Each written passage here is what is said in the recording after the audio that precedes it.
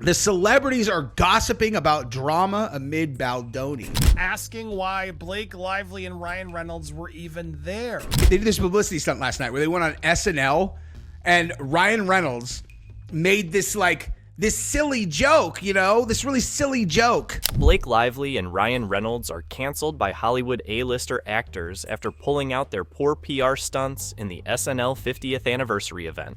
So Blake Lively and Ryan Reynolds were the hot topic of conversation among guests at Saturday Night Live's. The unexpected appearance of Blake Lively and Ryan Reynolds sparked controversy and confusion among both celebrities and fans, leading a lot of people to sideline them. Justin Baldoni's lawyer has some choice words about it all. This PR misstep amidst the legal war gave Baldoni's legal team an easy argument. If she is suffering so much, why does she seem completely fine in public? Oh boy, it looks like Lively is indeed going behind the bars. Oh, hey, Ryan Reynolds. Hey. Ryan Reynolds, how's it going? Great. Why? What have you heard? In the ongoing legal dispute between Blake Lively and Justin Baldoni, the recent public appearance of Lively and her husband, Ryan Reynolds, at Saturday Night Live's 50th anniversary special has added fuel to the fire. And it's it's SNL 50-year anniversary. And, or Saturday night, whatever. Ryan Reynolds stands up and she's like, how's it going? He's like, good. Why? What have you heard? And it was all, ha, ha, ha, ha, ha, ha. So, Blake Lively and Ryan Reynolds decided that the perfect time to make a big, flashy public appearance was in the middle of a legal battle so messy it could be an SNL skit itself. On top of this, Ryan Reynolds made a joke about all this legal dispute between his wife and Justin Baldoni that shocked the whole world, including his own wife. Ryan Reynolds, how's it going? Great. Why? What have you heard? This was the first public appearance for Blake Lively and Ryan Reynolds since she filed her civil rights complaint. Blake Lively and Ryan Reynolds' decision to waltz onto the Saturday Night Live 50th anniversary stage amid an active legal battle was certainly a choice. While most people dealing with serious sexual harassment allegations and multi-million-dollar lawsuits might lay low, reflect, and maybe consult their legal team before cracking jokes, Blake and Ryan apparently thought, you know what this scandal needs? A punchline. But this punchline has resulted in a massive backlash against them. I didn't like him. Just gonna be straight with you, I didn't fucking like him. So they're both equally repulsive. From a legal standpoint, Baldoni's team might argue that Lively and Reynolds' participation in a comedy show, especially with jokes referencing the ongoing lawsuit, could be perceived as trivializing the gravity of the allegations. This public demeanor might be leveraged to question the sincerity and seriousness with which Lively regards her own claims, potentially undermining her position in the eyes of the court. Blake's SNL appearance might be Exhibit A in showing that she isn't as affected as she claims.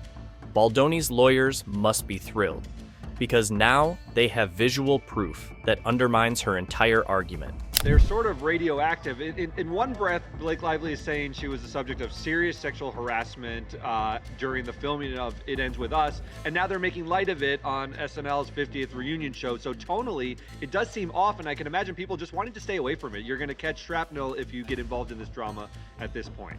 Blake Lively has allegedly claimed that the controversy surrounding It Ends With Us has caused her severe emotional distress. Her issues include online harassment from fans who believe the film is poorly cast. And, believe me, they are not wrong. The whole casting, wardrobe, and movie is a failure because the actress of the movie refuses to accept the instructions of the director. This is another accusation against Lively that she gives immense mental distress to the director of It Ends With Us, that leads to poor production of the movie. We do have It Starts With Us, so I'm hoping to see you back in the double duty role. I think there are better people for that one. Justin. I think Blake Lively's ready to direct. That's what I think. So, yeah. Another issue Lively is currently facing is negative media coverage that put her at the center of Hollywood controversy. I will happily participate in releasing any further leaks that they have because the truth should be out there. Frankly, it is the result of all of her actions. She started the media and PR war with Baldoni. Initially, she had the upper hand, so she was enjoying this whole situation. But as soon as Baldoni gets the upper hand, she starts crying like a baby. The major controversy arose when her old interview was leaked, where she is proudly claiming that she loves to sideline directors and take full control of the movie for her own satisfaction. That wasn't fulfilling for me, that I wanted to be a part of the storytelling, that I wanted to be a part of the narrative, whether that be in the writing, in the costume design, in creating the character.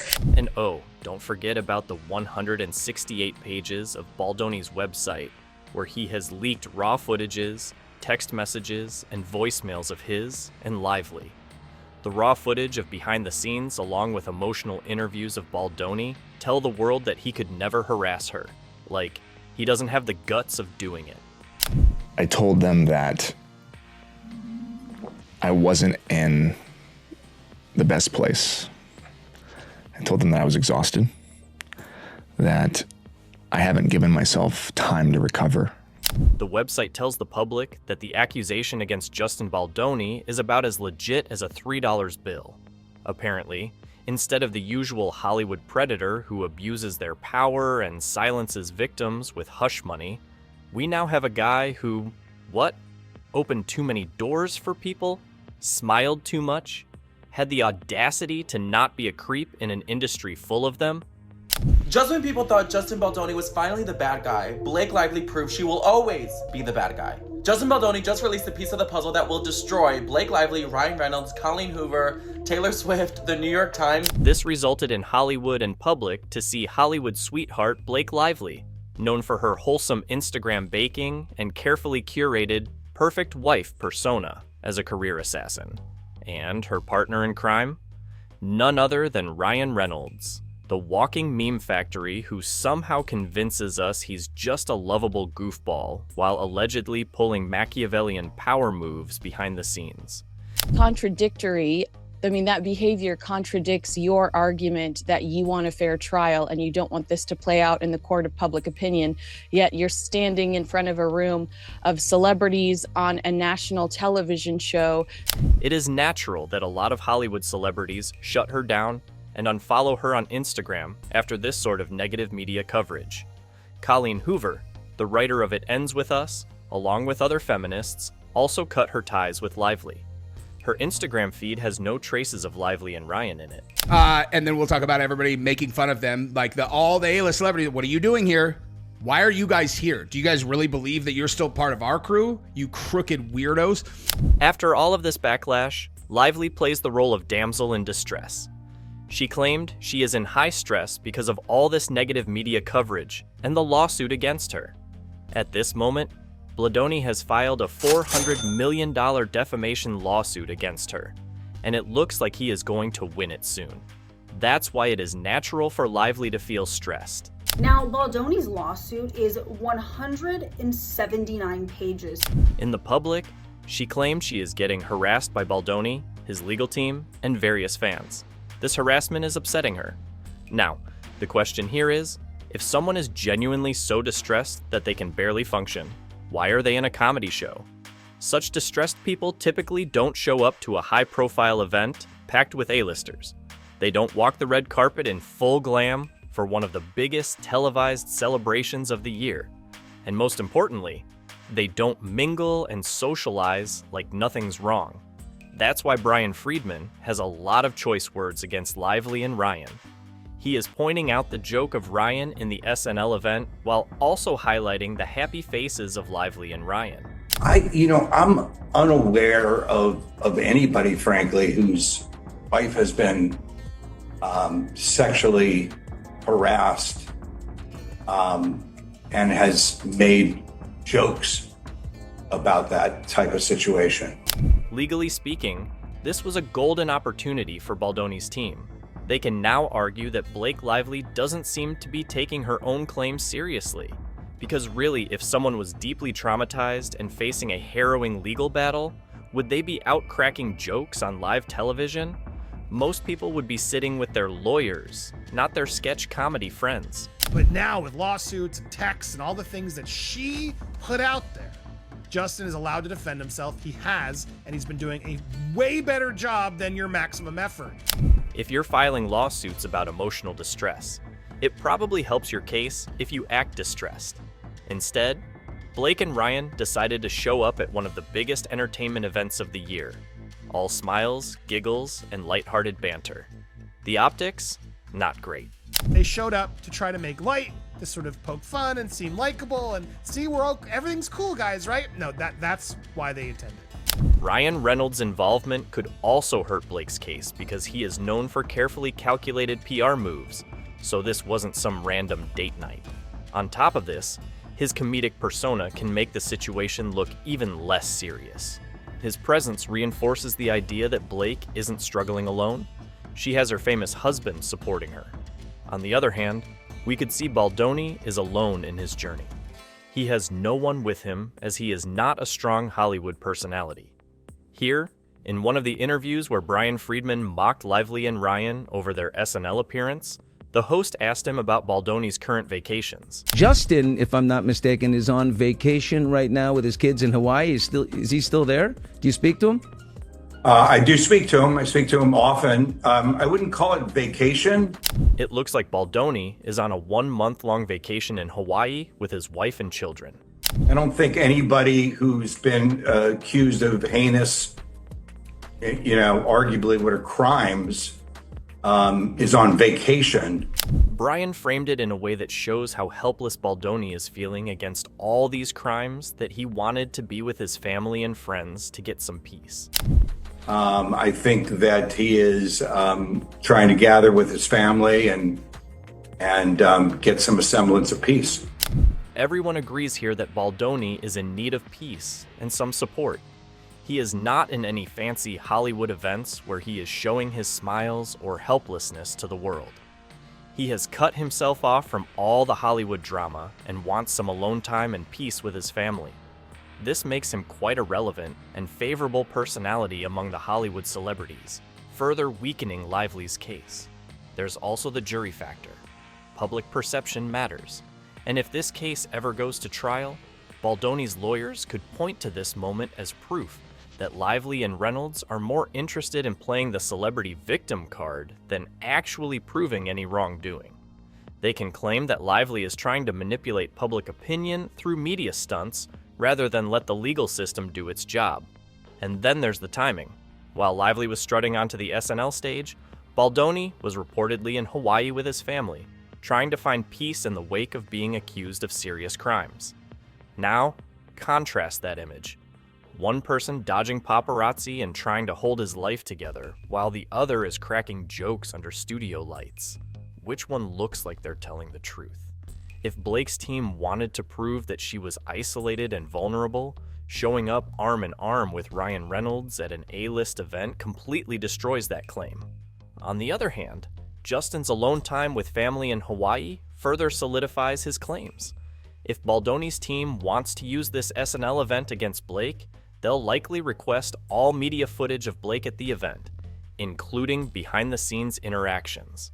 There are rumors that the couple stays in the event for a long time, maybe 1 hour after the event ends, to mingle with the celebrities. Mingling and taking selfies with other actors, cast, and crew. We're told they finally left the studio with Paul McCartney before they skipped the after party and went home since it was already late. Sources told us that a lot of fans cheered the couple's presence, while there was a lot of gossip about them. Dakota Johnson has some pretty good time with the couple. They remain in 30 Rock studio for an hour, mingling and taking selfies with other actors. None of them ever talk about Baldoni. And, if any have talked about it, Lively and Ryan just joked about this whole situation. Then, they skipped the after party and left with Paul McCartney. This contradicts with Lively's claim that she can't even leave her house because of the emotional distress and Hollywood drama. On top of the media footage, Brian may ask for social media posts showing her engagement before, during, and after the event. He could find a bunch of them, as the couple was not trying to hide their interactions from the media. Along with these, Brian can use expert testimony to argue that her public appearance contradicts her emotional distress claims. Here, he can easily frame all of the accusations and PR campaigns of Blake as hypocrisy. Like how she can party at SNL but can't handle movie criticism? But now they're out there celebrating, making jokes, making light of it, which Justin Baldoni's legal team could absolutely use against them in Justin's defense. Now, on top of the disastrous legal blunder, Lively and Ryan also face the attitude of their fellow Hollywood actors and actresses. The Hollywood industry lives for dragging people through the mud over past mistakes or even baseless rumors asking Johnny Depp. But when it's someone like Reynolds and Lively, charming, well-connected, box office darlings, the silence suddenly becomes deafening. The words that we heard were they were confused as to why they would be there and involved in this way. A high-profile event like this means everyone is watching. Unlike a private Hollywood gathering where elites protect their own, an event like SNL's 50th brings together actors, comedians, media figures, and, most dangerously, gossip columnists. If Reynolds and Lively thought they could just show up and avoid whispers, that was a massive miscalculation. It's really interesting. A lot of them are just not looking at him at all, even though he's standing and talking. Right. That's really interesting. And nobody's amused, it seems. If the reports are true, plenty of Hollywood insiders at the event were questioning why they weren't facing any public scrutiny. You know, the same kind of scrutiny others in their position would have been destroyed by. It's as if their presence was a blatant flex, as if they knew they were protected no matter what people were saying behind the scenes. Heard there were people who were talking to them. Paul McCartney, strangely enough, was hanging out with them, but there were other people who actually avoided them, is what we heard, that were just didn't want to get into conversation with them. Events like these are where industry narratives take shape. If people at SNL 50 were already whispering about Reynolds and Lively, that's a sign their Teflon-coated reputations might not be as untouchable as they think. Today, it's hushed gossip. Tomorrow, it's front-page news. It does seem off, and I can imagine people just wanting to stay away from it. You're going to catch shrapnel if you get involved in this drama at this point. Why were Reynolds and Lively even there? This is the question swirling around the event. Given the alleged controversy surrounding them, particularly their supposed involvement in the Justin Baldoni scandal, many Hollywood insiders reportedly found it laughable that they were walking around as if nothing had happened. They were side-eyeing them and didn't want to do anything with them. Another weird thing about Blake Lively and Ryan's presence in the SNL event is because of their controversial relationship. There's been thousands of people who've hosted this show over 50 years. We weren't asking where every single person was. So no, there was no expectation that Blake Lively needed to be there. Blake Lively hosted once in 2009. Yes, 15 years ago, when flip phones were still a thing. Clearly a legendary SNL icon. Ryan Reynolds? Oh, he never even hosted. He's just guest starred in a couple of monologues. Basically, a SNL Hall of Famer. But sure, let's pretend they were essential to the history of the show. Maybe Lorne Michaels just couldn't do the 50th without them? But this lack of connection with SNL is not the only weird thing here. This is your first appearance to go out and about after all the drama to show up on Scarlett Johansson's husband's show. Colin Jost, her husband, a big deal, big head writer over at Saturday Night Live, and they decided to go into that. Scarlett Johansson is married to SNL's head writer Colin Jost. You know, the same Scarlett who may or may not have a history with Ryan Reynolds. So, Ryan and Blake decided to make their first post-drama appearance at her husband's show. Lively is on her husband's ex show? That's not just messy, that's Hall of Fame level pettiness. It is proving how much Lively is panicking in this journey, and is desperate to want the media and Hollywood on her side. But why? Why did her PR scheme fail? Justin Baldoni and Blake Lively, Ryan Reynolds singing. It's just, this is gold for content creators, because there is this like dichotomy that exists between like Hollywood celebrities and then like content creators and podcasters. Well, there is a shift in Hollywood power games that screws up Lively and Reynolds' supposed scheme. They really tried to torpedo Baldoni's career with a sexual assault and fat-shaming accusation. The plan probably relied on Hollywood's old system. A scandal erupts, the accused gets canceled, and the accusers get to seize control of whatever project was at stake. Classic. According to this plan, Lively was supposed to get the director rights of It Ends With Us, along with becoming the victim of the Me Too movement. As to why Blake and Ryan appeared at the show while they battle it out in court with Baldoni over drama surrounding the movie It Ends With Us. Right. However, unlike the days when traditional media would just echo whatever narrative powerful people fed them, independent creators, podcasters, and alternative journalists don't just take things at face value. If something seems off, like, say, a conveniently timed accusation or New York Times detailed report, they'll dig deeper. That means the usual cancel tactics don't always work anymore. Thanks to high-profile cases of false allegations, the prominent example of it is Amber Heard people are much more skeptical when a convenient accusation just happens to pop up at the right time. If Baldoni had real support online, he could bypass mainstream media entirely and tell his side of the story directly, something that wasn't possible 15, 20 years ago. Once upon a time, an A-list name could guarantee a movie's box office success. Now, not so much.